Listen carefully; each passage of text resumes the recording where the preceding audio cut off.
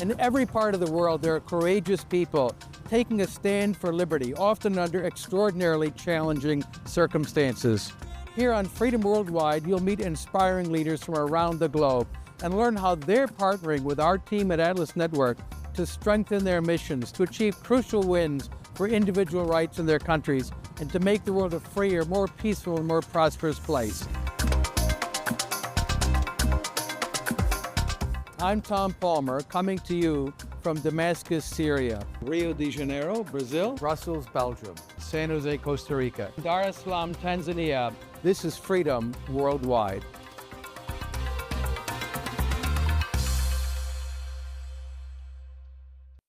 Well, good morning, good afternoon, or good evening, depending on where on the planet you are right now. I'm Tom Palmer, coming to you from Kyiv, Ukraine, and it's my pleasure to welcome you to this edition of Freedom Worldwide. Now, we know public attention is fixated on the war, which places the United States and Israel on the one side and Iran on the other, but now also various neighboring states are being drawn in one way or another through Iranian attacks on their cities. But prior to that, millions of Iranians took to the streets in one of the most significant waves of protest since the 1979 revolution, sparked by economic collapse, but fueled by much deeper frustration over the regime's brutal assaults on every expression of human freedom, and demonstrated throughout the country that revealed how unpopular and even hated the regime is. But history reminds us that the fall of one authoritarian regime does not automatically produce a free society. So if change comes to Iran, whether suddenly or gradually, the question is, will the institutions, the norms, and the public understanding needed to sustain liberty be ready? What's the public mood behind the headlines? And what bottom-up forces could move Iran from the theocratic-socialist tyranny toward durable freedom? I'm joined by my longtime friend, Mohamad Machine-Chian, an Iranian public policy scholar who until recently was a senior research scholar at the Center for Governance and Markets of the University of Pittsburgh, and he recently became senior journalist at Iran International, which is based in Washington, D.C. I've known Mohamad as a champion for liberty inside Iran for many years, and now he's outside and able to speak much more freely. So welcome, Mohamad. Thank you, Tom. It's a pleasure to be here among friends and like-minded people at your service. Well, you know, we can just start off. The Iranian people have experienced such a long and terrible winter of oppression and darkness under the Islamic Republic. And this year, on March 20, we'll be celebrating Nowruz. In astronomical terms, it's the spring equinox, but for Persians, it's the start of the new year, literally in Persian, the new day. It's a time of renewal, the joy of returning greenery, a beautiful celebration of family, of nature, and of life. It's a day that's been celebrated in Persia for over 3,000 years. So my question to start with, do you see a new day of liberty for the Iranian people? Thank you, Tom. Thank you for starting with Nowruz. It fills my heart with hope, and it has. Nowruz historically has been significant in our culture. So thank you for starting with that. And as it happens, it played a very significant role in the past 5 decades as well. The Islamic Republic, Ayatollah Khomeini infamously thought that Nowruz was a pagan tradition, and it is. So they tried to destroy it. They tried to erode it, and instead celebrate other things. And Iranian people are discovering again the value of these traditions, and they are celebrating it again. And yes, I hope so, very much so, that this could be it. And to their credit, Iranian people, I think, and this might be the main difference from other failed similar situations, that we already have won the long war, the long war being to introduce the values of liberty, values of individual autonomy and liberty among ordinary Iranians. This is, I think, the most important step, the most important thing to build a future, a free future in any society. And we are ahead in that regard. And what is left is our oppressors and our wardens. So, yes, I think so. And I certainly hope so. Well, let's hope indeed. So let me ask you a question though, because what you're facing is a very, very entrenched and dangerous predatory state. So when Khomeini died in 1989, he was succeeded by Ali Khamenei, who was just killed. And since that time, Khamenei and his clique built a very brutal and resilient state that rested on a multitude of pillars: violence, ideology, cruelty, drug trafficking, and corruption. So, could you walk us through how this state was structured as a totalitarian, effectively one party clerical state? What do you see as its strengths and its weaknesses, not in moral terms, but in terms of state survival? Well, absolutely, yes. After Khomeini came to power and solidified his rule, to be fair, he could move people, and people bought it. And his rhetoric, he had a collectivist idea for the Iranian society, and he thought uh, he had, of course, an apocalyptic end time ambition in mind. And to achieve that, he demanded from every Iranian to sacrifice their lives, their livelihood, their youth for a greater good. And that greater good was whatever the uh, Ayatollah's interpretation was.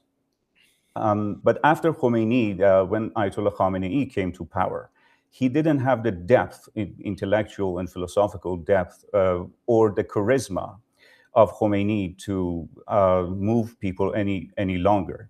So instead, he was a smart man too. Instead, he created a loyalty market. That was the first thing. So he attached a price tag to support of his ambitions. And because of that, he was very successful. Of course, Iran is a wealthy country, has always been, and he had plenty of money to distribute around. And they call it Sofre Engelab, or basically the dinner table of the revolution. And you could sit at that table and benefit immensely from it. And this is how they started. Uh, Aside from that, the way the Islamic Republic is structured, it's imagine an octopus, and one arm, the military arm, is the IRGC, the Islamic Republic Revolutionary Guard Corps. These are the brutes. These are the militia, because after the revolution, they couldn't really trust the army because the army was trained by the Americans, and the culture, the vibe in the army was very American, so they couldn't trust them. This is one reason. Of course, after the Iran-Iraq war concluded, the IRGC was unleashed on the economy as well. They started as contractors because they could build things very fast during the war. And soon they became the biggest contractor in Iran and in region. They play an important role. We have bunyads. Bunyads are, in theory, on paper, non-profit organizations. They formed when they nationalized, they confiscated the property of Iranians after the revolution. And these non-profits hold control a great part of the Iran's economy, and they operate directly under the supreme leader, and they don't really pay a tax. They benefit from exemptions and things like that. On top of that, or another arm of this octopus, if you will, are the propaganda institutions. They call it the Islamic Enlightenment. And the aim of these is to basically export the message of the revolution. And if you look at the region, the supporters of the Islamic Republic outside of Iran exceed their support inside Iran, because again, there's plenty of money to go around for propaganda, to build consensus, to build support among these groups. There are other things. For example, they had the Cultural Revolution. You probably can guess where they got that idea from.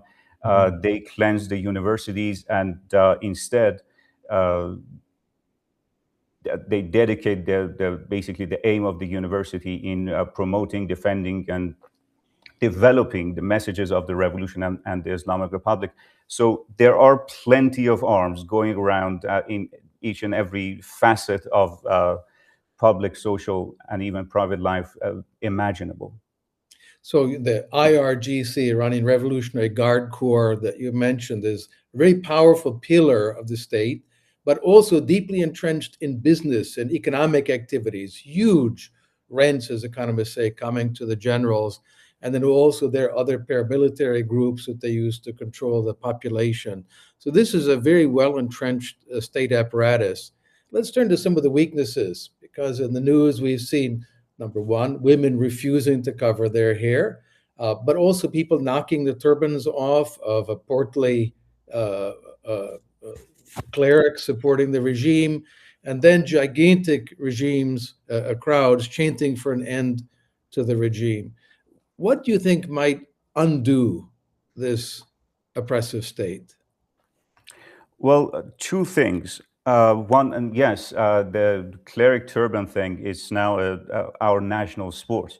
And Mhm. people risk, I can say, their lives to do this non-violent, symbolic act, and it can be very funny too.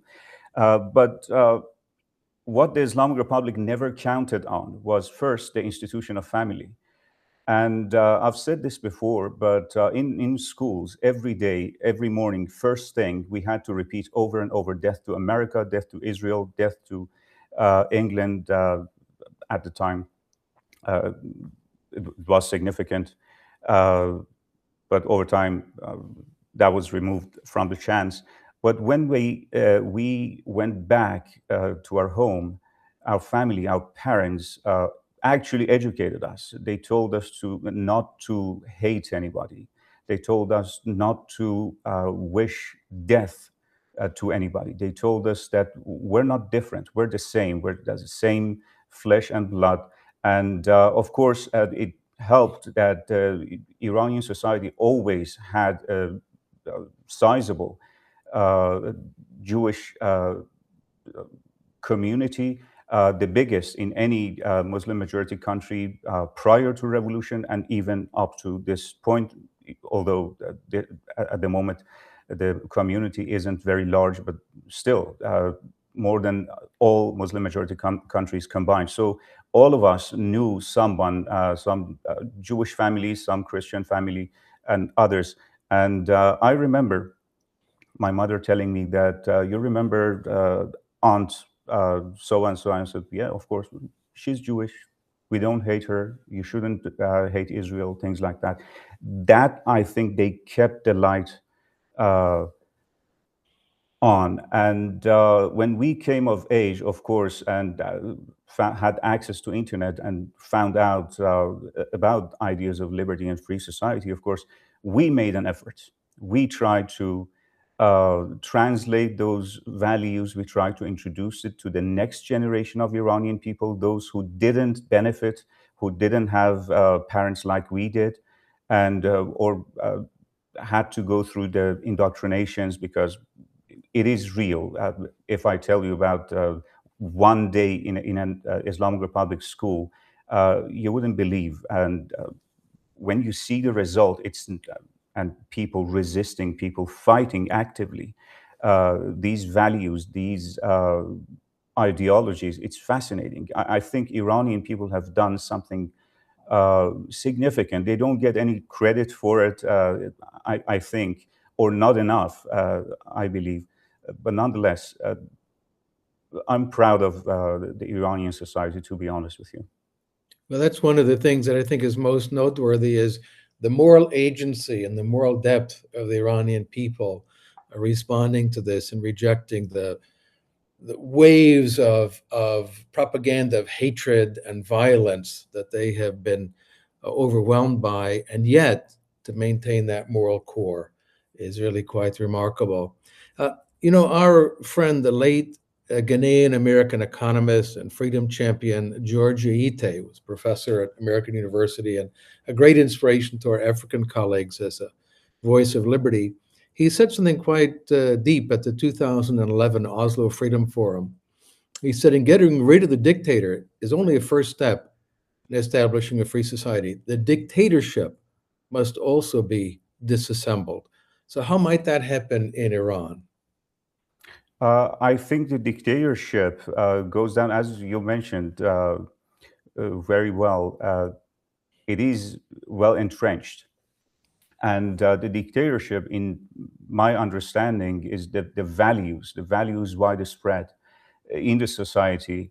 And if people accept it, accept those values, if people find those values legitimate and are willing to abide by those rules, by those values, and live by those values. And again, I think in that regard, in that battlefield, in the battlefield of ideas, which the Islamic Republic never cared about. When we started translating literature of liberty, they didn't really care because they thought that these are theoreticals, and who cares a philosopher, what a philosopher said 300 years ago. And they didn't realize when I was reading maybe even to a Western reader, maybe I'm not sure, but especially a young one, because those issues in the West, in the free world, have been resolved. It could look dated, but in our case, where we came from, reading the classical literature of liberty, uh, I found it very relevant to the situation I lived in. Reading John Locke, I never forget the letter had been written more than 300 years ago. But when I read it, it was as if he read it.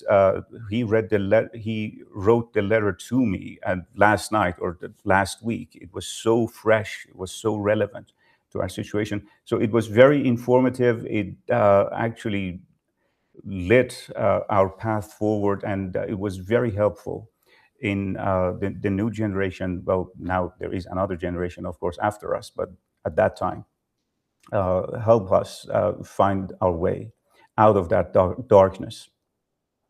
Well, I'd just like to make a quick note before we continue our conversation. And for our viewers and participants, you're hearing one immense example of the impact of the worldwide freedom movement. And you can stay informed about fellow friends of liberty in countries all around the globe with Freedom's Champion, which is a magazine published by Atlas Network. Each issue highlights the people and the organizations who are courageously advancing freedom. And the latest issue even includes a piece by me. A donation of $25 or more to Atlas Network delivers Freedom's Champion directly to your door. So you can subscribe today at atlasnetwork.org. So now let's return to the conversation with Mohamad. You mentioned books, and books are underappreciated as a source of inspiration and moral formation, if you will. And a lot of books about classical liberalism, about constitutional government, about freedom, the rule of law, toleration, market economy, pluralism have been published in Farsi over the past years. Some of them even including books and essays that I've written. To my surprise, it was a great pleasure to have friends send me back pictures of my books in the bookshops in Tehran. Uh, Tearing down a tyranny is a vital and important part of establishing liberty. But we know it can be replaced by horrible civil war, by mass killings, reprisals, and then maybe another tyranny as bad or worse than the earlier one. So the question is, do you think that the ideas of freedom have sufficient presence in Iranian intellectual and political life to provide a foundation for a really lasting and flourishing free society? No, absolutely, I do. And although it is a concern and it would be a very bad outcome, I think there is reason to hope. that these values, these ideas are actually widespread. And the Iranian society is a well-read society. And I said this before, but nonetheless, I think it's worth repeating that uh, the number of books published every year in Iran exceeds our neighbors combined. And I think we're seventh in the world, something of that order, seventh country in the world, judging by the number of books published. And it's also fascinating that the literature of liberty is very popular in Iran.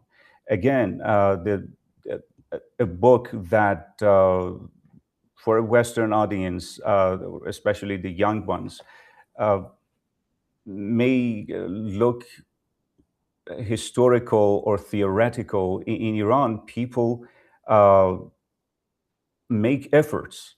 uh, the young people seem to be thirsty to find those ideas. Those are very popular. And in return, of course, increasingly, as I mentioned, when we started, the Islamic Republic had absolutely no interest in those kinds of theoretical books. But over time, they understood the significance, the importance of these books in changing, in convincing, if you will, the ordinary Iranians to a very different framework, a very different school of thought, with very fundamentally different values and goals and virtues and vices as well, of course. Uh, so it has become increasingly more difficult to publish books inside Iran, but nonetheless, we continue to do so. Thanks to internet, we've been able to, when the censorship is too high, so sometimes they slaughter books. I think it's fair to say. So when that happens, or when the process goes for such a long time, the record, if I'm not mistaken, for a book I published was 7 or 8 years. You remember when I told you that that book was finally published, and I was so happy about it. I'm sure you remember because it was so significant. 7 years, 7.5, something like that, years to publish just one book, but it was worth it. Nonetheless, when in the past, especially past couple of years, when we cannot really publish it in paper, we make it available online for free so people can read it. Of course, the new generation is doing more. They are trying. They're using the new technologies, so creating content about the books and creating classrooms, video classes, and things like that to for people who are not really used to reading long books. So Mhm. we are reaching a much wider audience now. Well, we talked earlier, there are so many things happening in Iran, and we can't discuss a lot of them because we don't want to uh, put anyone in a position of danger.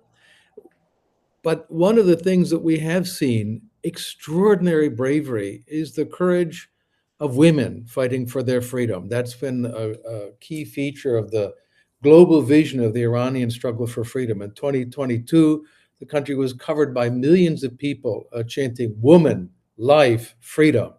So tell us a bit more about the demand for freedom by Iranian women and by their families and loved ones who risked death in behalf of woman, life, and freedom. Oh, absolutely. Again, I'm proud of the movement and the result of it. Uh, it is fascinating if you can, if you know the context, the background, the beauty of the woman life freedom was that Iranian women were not left alone.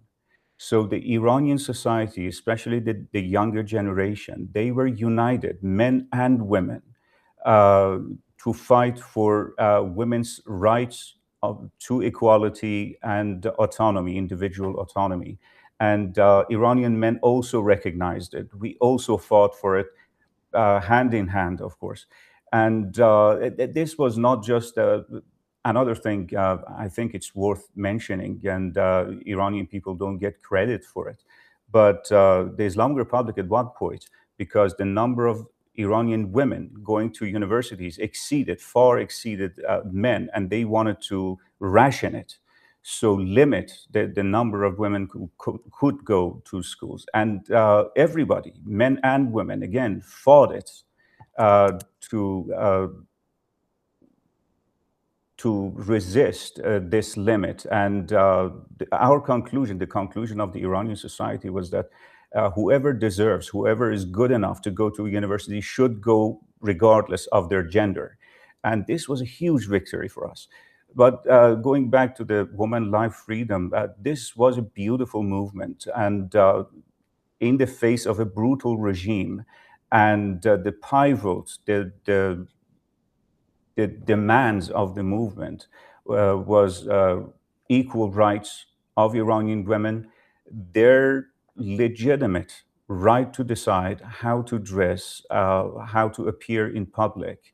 And by the way, this has always been within the confines of our culture and historical values. So that this is fascinating in the sense that the Islamic Republic tried to impose a very specific interpretation of Islam.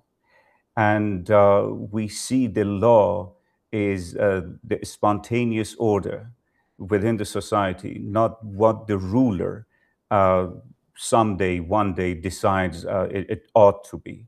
And this is how, with all the money in the world, with all the natural resources in the world, the Islamic Republic and all the institutions at their service, and the universities and schools and so forth, and all the TV, radio, and newspapers and magazines, with everything, with programs in place to indoctrinate girls from the first day of elementary school that this is a virtue, to cover your head and to dress as the Ayatollah deems fit. This is fascinating. And 90 some million Iranians said no to this.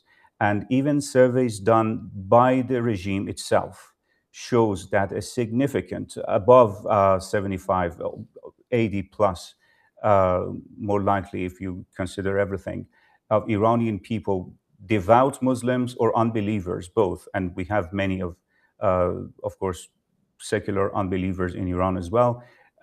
They were united in saying that hijab, the way women want to dress, should not be mandatory and should not be decided by an ayatollah. And people are fully capable of deciding for themselves about that.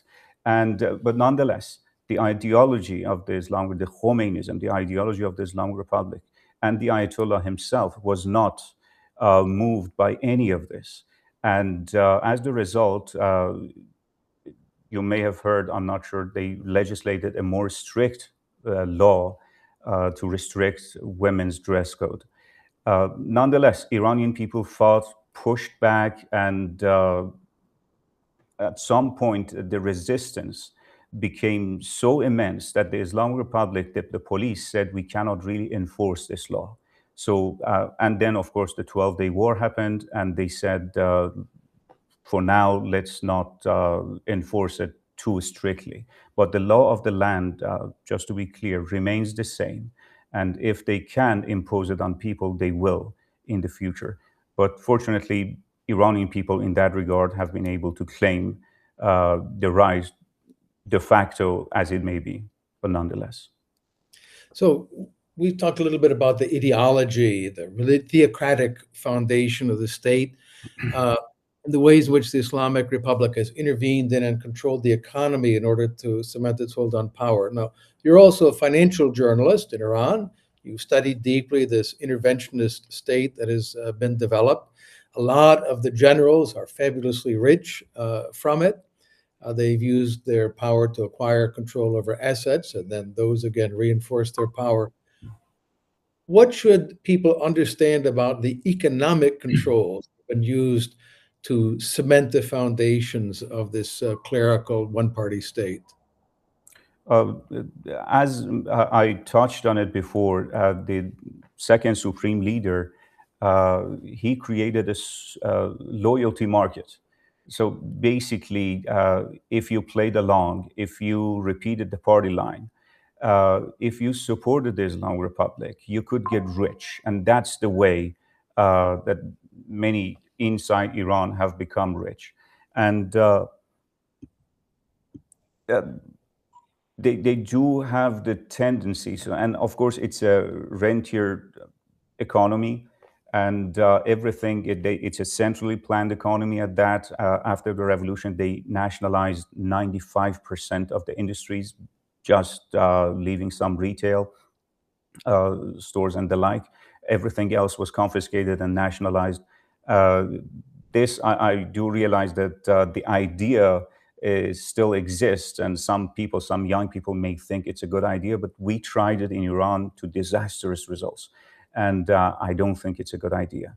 And as a result, of course, the entrepreneurs, the captains of industries, the merchants, and so forth were kicked out of Iran. Our best and brightest for various reasons. Of course, the jealousy was part of it. Ayatollah Khomeini believed that in a Muslim majority country, why should we have Jewish and Baha'is and other faiths, industrialists and capitalists, so rich and so influential in the Iranian society? And he was trying to change that. That is the root cause. That is the justification of those confiscations to begin with.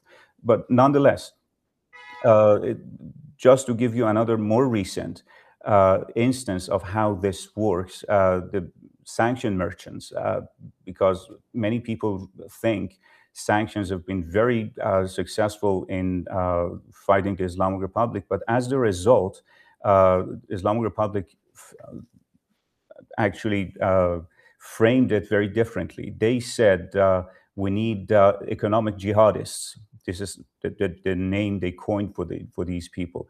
Basically, for people in finance, in economy, in import-export industry, and things like that. And they provide false identifications and things like that, and they pay for the courts and things like that if they get in trouble in Europe and other places. So these people go and go around sanctions. So instead of the official channels to, for example, export oil, they now distribute crude oil to these merchants, and they go around, of course, mostly to China and other places to sell the oil, and they benefit immensely from it. And one of the reasons that the Islamic Republic was not willing to reach an agreement to remove sanctions was exactly this, because sanctions became a very profitable business. And of course, for Iranian people, for the public budget, it was disastrous. The oil revenues plummeted significantly, sharply, but the profit margin is so uh, huge that they're not willing to remove sanctions at this point. If you think about it, it's fascinating. So as the result, you can imagine this loyalty market has created a class of people who are very protective of their business, and their business requires the Islamic Republic to continue, and sanctions and this closed off, or for example, not joining FATF, then there is absolutely no rationale for because if Iranian financial system wants to get connected to the world, we have to join FATF and things like that. But Let's describe for non-economic journalists FATF. of course, there are the conventions basically against money laundering and things like that. So the Iranian banking system should be transparent to abide by the standards done by the financial system in the rest of the world. But the Islamic Republic sacrificed the lives and livelihood of Iranian people, said no, and to keep the Iranian banking system separate from the rest of the world. Again, this has been disastrous for Iranian people, but it has been very profitable. If you want to launder money, you you have the perfect system for it. If and of course, there's always a very deep cooperation between these brutal regimes. So we're no longer connected to the international wiring systems, but we were using the Russian one, of course, and we are still connected to the Russian banking system and so forth. And they are basically trying to keep the system as it is, regardless of the effect of the ordinary Iranians' lives. Now, we talked just before we went on live about new breaking news about determination to select a successor to the dictator, a new supreme leader or Führer, as they said in Germany. Um, what is your take on that? How does this change or not change what we should expect in Iran? Of course, we broke the news a few days ago that the son of the Ayatollah Mujtaba Khomeini had been selected to become the next supreme leader. And new information we just received this morning confirms it again. So there was no doubt about it, but they didn't announce it because the news leaked and they needed time to deal with it. But I think it is useful to explain the options they had. So they had three options basically to go for the next supreme leader. One was the former President Rouhani, who made JCPOA and who was willing to, he was trying to become the next savior. They didn't go with him. He was willing to reach an agreement with the US and Israel, of course, both. The other one, more likelier candidate was an Ayatollah Arafi. Ayatollah Arafi was a pupil and a protege of the previous Ayatollah. And basically, his expertise is in propaganda. And if they chose him, the result would be to abandon the proxies and instead go toward the Qatari model. So basically, focusing on the NGOs, think tanks, and universities in the free world, and fighting the good fight to the same end, but nonetheless in a civil manner. But the third choice was Mujtaba Khamenei, the son of the former Ayatollah, of course, head of a state of the former Ayatollah, and more brutal person than the Ayatollah, more ideological than the Ayatollah, if that is even possible. But he was the Ayatollah wanted him to begin with, and I think his will played a role because this Ayatollah, the justification of the previous supreme leader was that Khomeini actually mentioned him in the will. We never saw that, but that's how they pitched it. And this time, I think this was the last will of the Ayatollah to have his son. He has no credential, never held any elected office. And but choosing him has a very clear signal that the status quo will continue. There will be no peace. There will be no surrender or compromise. And they will continue the course of the Khamenei to the bitter end, I'm afraid. Well, yeah, no, I understand it. Even more fanatically, as such, as a successor of his fanatical father. I'd like to shift to something that affects people in Ukraine here also, and that is that the Iranian state impoverished its people, but amassed a huge inventory of pretty effective missiles and even more effective drones. And they come here in Ukraine over the skies every night. I expect more of them to come tonight. How did this regime shift all those resources into producing weapons of death and destruction? All the brilliant Iranian mathematicians and engineers and scientists, how did they end up being shifted into destroying life rather than preserving it?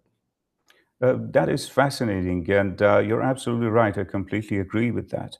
Uh, it is the case because from an outsider view, one may think that these are just ideologues and they don't know better, and they don't understand anything. But if you look at the Islamic Republic, if you look at the leadership, even they're well read, they're highly educated, and they understand it. But the value system, the ideology, it comes down to that, I think.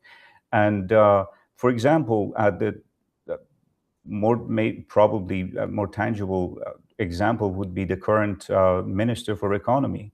He's a graduate of Chicago School of Economics, and before that, Stanford, a mathematician and economist. But when he went to Parliament, to Majlis, for confirmation, he published his basically plan, his policies for his role as a cabinet minister. And if you look at it, it has nothing to do, because this guy understands economics. This guy has been educated in the actually Chicago School of Economics, but he used all of that to justify, to promote, and to defend the Ayatollah's resistant economics, which is a baseless, basically, the theory done by the Ayatollah. He came up with it. He said, we want to resist America and we want to destroy Israel, and this is the way to go. And he was justifying all of that. So basically, in the Islamic Republic, if you want to get somewhere, if you want to flourish and to prosper, you have to play along. There's no other way. You cannot really criticize the Ayatollah or anything like that. If you happen to be a mathematician, if you happen to be an engineer, they put it in the worst, the most destructive use possible. It's not the case that people actually want to do that, but this is the way to prosper, and some people go along with it. And it's always a difficult choice. I had that very choice to go to the service of the Islamic Republic and to, instead of values of liberty, to promote those destructive, horrible ideas. And I assure you, if I did so, I would be very rich, had a very comfortable life, and this is the choice, basically. And there are no other options. And for the rest of Iranians, if you don't play along, if you criticize and things like that, they make life miserable for you.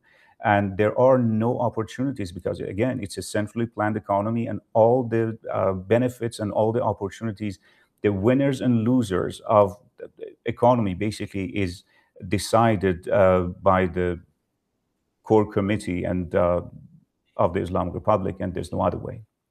So I have a lot more questions, but we also have a lot of questions from our participants. I'd like to start. Sarah asks, can you provide information on the relationship that has been established between the current authorities of Iran and in South America? What's the main exchange, and what is the relationship with Venezuela? We had talked earlier about the role of Hezbollah, drug trafficking, and so on. So how has the Iranian regime been involved in Venezuela and other Latin American countries? Of course, it has been from the beginning. They had even going back as in the earliest days of the revolution, they had a very cordial, very good relationship with Fidel Castro at the time. And of course, these brutal regimes, these dictatorships, somehow they find each other, they click, and they start cooperating. And the Islamic Republic, they have been cooperating with Venezuela and other countries in the Americas very deeply. I remember, especially going back in Ahmadinejad era, they spend a lot of money building infrastructure, building even industries in Venezuela, and they also have been helping each other to curb sanctions when sanctions happen. The shadow fleet, of course, the Iranians, the Islamic Republic, was helping going around the sanctions and selling the Venezuelan oil and delivering it to China and other places. And of course, there is, as I'm sure you can imagine, intelligence cooperation as well as drug. And drugs, I forgot to mention this earlier, but according to at least two Iranian presidents, the IRGC Revolutionary Guard Corps is the biggest drug cartel, certainly in Middle East, for sure. There's no competition there.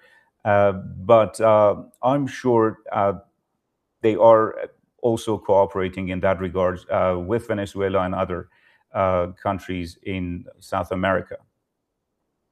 Yeah, we had talked earlier about this club of autocrats. They have superficially different ideologies: North Korea, Russia, Venezuela, Cuba, Iran, but they all cooperate because at the end of the day, it's about power and it's about money.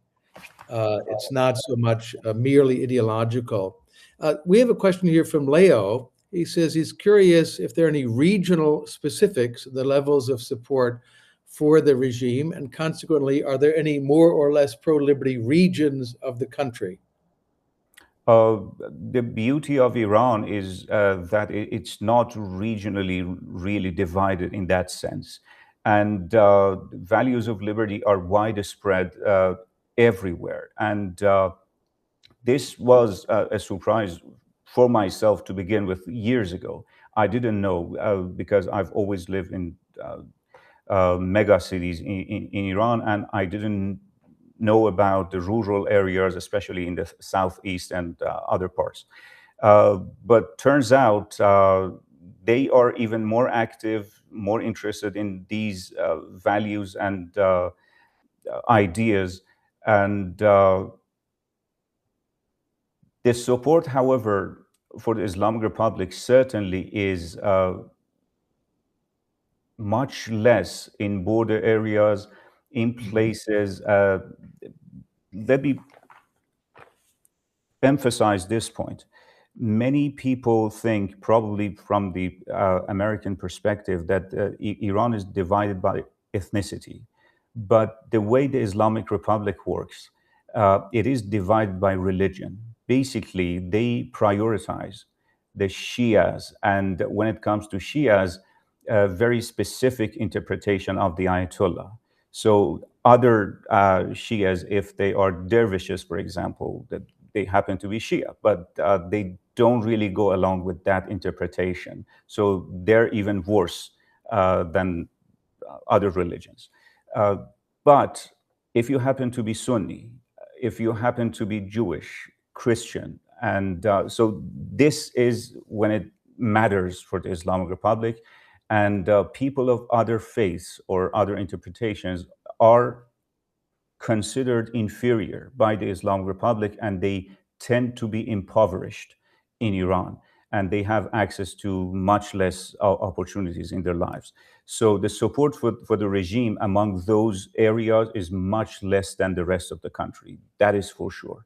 But when it comes to liberty, I think it is widespread and it's homogeneous, roughly speaking. So, because you're very connected with Iranian population, it's your country of origin, you speak the language fluently, and you're a journalist.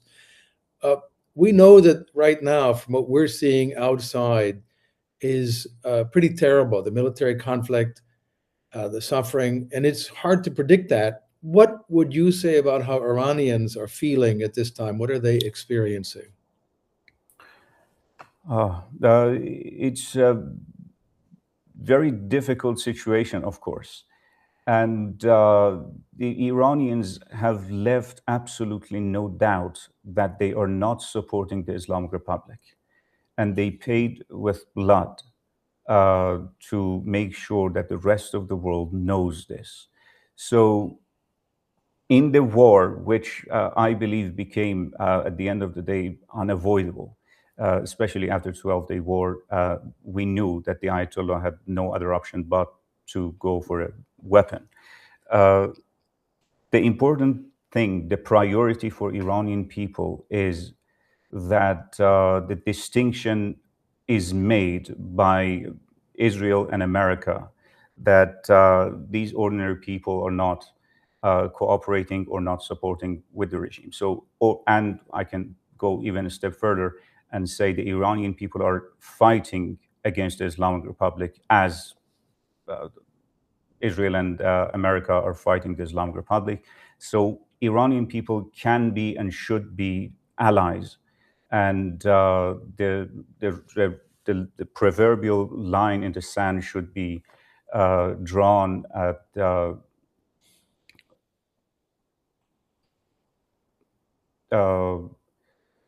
in any way harming those innocent civilians. And this is our priority. This is what matters. And I think if that distinction is preserved, Iranian people will rise against the Islamic Republic the first chance they get and take back our country from these brutal dictators, hopefully soon.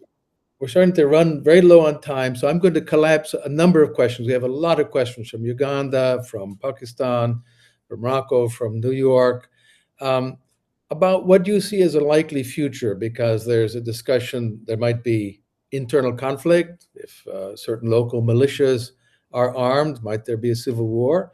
Could it be that the country might end up being regionalized, federalized, or even broken up?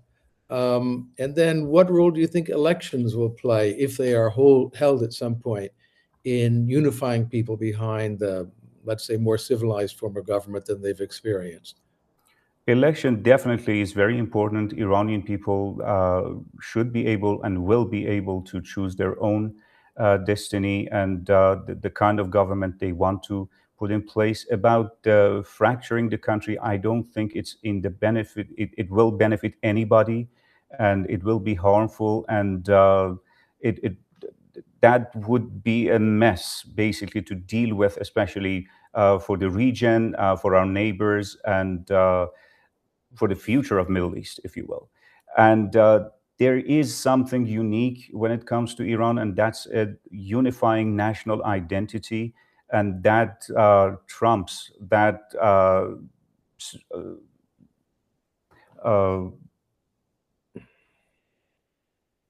that is much more important to each and every Iranian. In fact, if there's a reason, if there's a threat of dividing Iran, I think Iranian people will unite again, as they did, because during the 12-day war, there was such a threat. For a moment, the communication was not well done, and that there was a rally around the flag. So if we want to liberate Iran, this should be treaded very carefully, because Iranians are very sensitive about this. Other than that, certainly, for sure, there's no way to govern Iran as a centrally planned economy. We know that we have to decentralize the decision making, the way the economy is organized, the way and people in various regions are fully capable of governing themselves, because in the Islamic Republic, they intentionally appoint someone from a different province. Things like that are unnecessary and should not be in place for sure. And I don't really am concerned about a civil war, because again, the loyalty market, the lower echelons, they're just in a very difficult situation. Without money in this situation, I think they'll merge with the rest of the Iranian society. I'm not really concerned about a civil war. That's good to hear. I want to end with a question to return to ideology very briefly, and that is the role of European fascist intellectuals in inspiring leaders of the Islamic Republic. Martin Heidegger is a very popular figure. As far as I could tell, he's neither Iranian nor Muslim. Carl Schmitt, another very important figure in the Third Reich. And those ideas really permeated the ideology of the ruling party, a continuous state of exception as the nature of the dictatorship there. Those people were bitter enders. They hated the idea of a free society so much that they were willing to hold out to the very end. Do you think that ideology, that similar Nazi mentality, grips the leaders of the current Islamic State? Are there that many hardliners? I think so, and I've written about this. I've written about Schmidt. My friends have written about Heidegger and others in Iran, and we know for sure, especially the philosophy-minded leaders of the Islamic Republic. I'm not talking about the clerics, because the Ayatollah Khomeini would be horrified and offended if you told him that he thought he was above it and he was forging his own way in the history of ideas. I don't think so, though. But nonetheless, I think you're onto something. I think this has been the case, and many elements within the Islamic Republic are aware of it intentionally, and it is on their agenda for sure. But the beauty of it is that Iranian people have made their choice, and they're not standing with those kinds of ideas, and they don't want that future for Iran or for their children.